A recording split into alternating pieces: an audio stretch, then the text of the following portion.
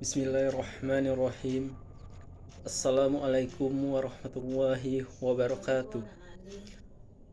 Alhamdulillah hamdan katsiran tayyiban mubarakan fi. Asyhadu an la ilaha illallah wahdahu la syarikalah wa asyhadu anna Muhammadan abduhu wa rasuluh la nabiyya ba'da amma ba'du. Alhamdulillah, Allah telah memberikan kita kesehatan dan kesempatan, nikmat sehat, nikmat waktu luang. Yang saya hormati Bapak dosen pengampu pada mata kuliah Manajemen Pusat Sumber Belajar, yaitu Bapak Amiruddin SVDI MPD. Semoga Bapak beserta keluarga selalu di dalam lindungan Allah Subhanahu wa taala. Serta rekan-rekan semua, semoga kita selalu dalam keadaan sehat dan selalu di dalam lindungan Allah Subhanahu wa taala.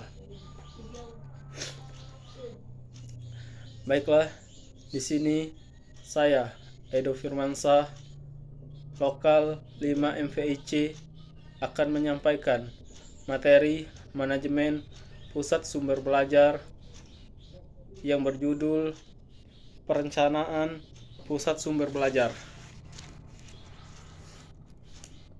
Seperti kita ketahui, pusat sumber belajar merupakan pemusatan secara terpadu atau menyeluruh berbagai sumber belajar yang meliputi orang,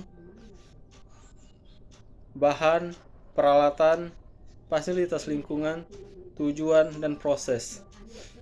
Secara umum, komponen pusat sumber belajar antara lain seperti perpustakaan, pelayanan audiovisual, peralatan dan produksi, serta tempat kita berlatih atau pendidikan diklat, seperti itu. Pengertian sumber belajar. Sumber belajar adalah segala sesuatu, baik yang sengaja, maksudnya yang sengaja dirancang, maupun yang telah tersedia, yang dapat dimanfaatkan baik secara sendiri-sendiri maupun bersama-sama untuk membuat atau membantu peserta didik dalam mencapai tujuan pembelajarannya. Menurut ahli Edgar Dale, sumber belajar adalah segala sesuatu yang dapat dimanfaatkan untuk memfasilitasi belajar seseorang. Macam-macam sumber belajar.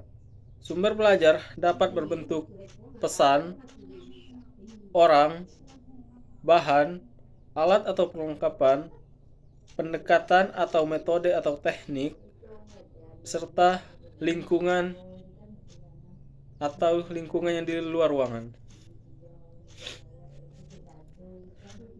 Menurut ahli Sukarni, pusat sumber belajar itu adalah sebuah wahana yang memberikan fasilitas atau kemudahan dalam proses pembelajaran, di mana berbagai jenis sumber belajar dikelola, dikembangkan, dan dimanfaatkan untuk membantu meningkatkan efektivitas dan efisiensi kegiatan pembelajaran.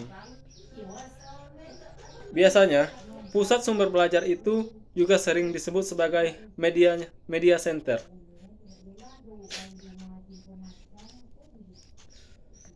Tujuan dari pusat sumber belajar antara lain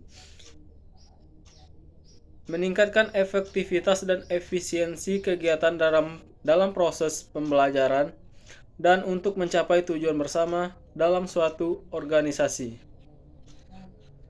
Fungsi dari pusat sumber belajar sebagai pengembangan sistem instruksional, sebagai pelayanan media, sebagai produksi, sebagai administrasi, dan sebagai pelatihan. Langkah-langkah pengembangan pusat sumber belajar.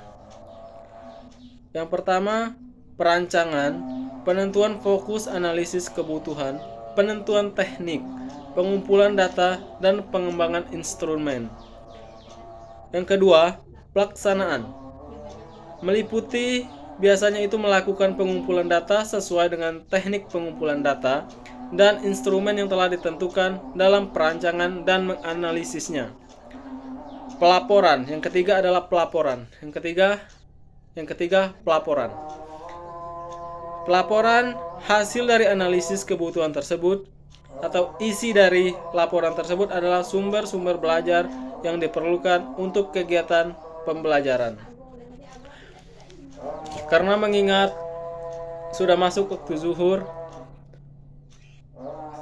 mungkin hanya itu yang dapat saya sampaikan mengenai perencanaan pusat sumber belajar. Mungkin di lain kesempatan bisa kita lanjutkan atau untuk berdiskusi. Baiklah, lebih dan kurangnya saya mohon maaf. Saya akhiri.